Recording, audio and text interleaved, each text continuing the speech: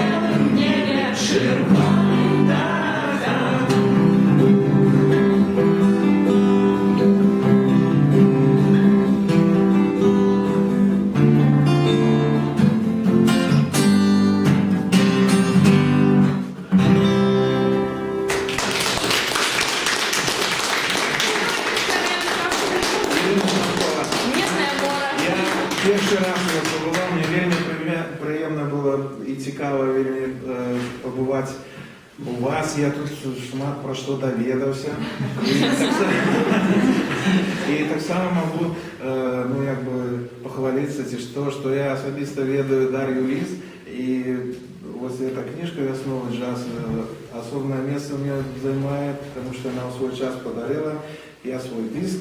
І, до речі, відбулося це якраз у Польщі, яку вона так любить, так, і побач живе, тому їй там, в принципі, не тяжко це зробити. І ведаю, що завжди ще батьки вельми допомагають. Батько її супроводжує повсюди, і ось дякуючи такої підтримці, що дівчинка так змагається. Вельми приємно. Ну і ось такі кропкі сутикнення тут відбулися.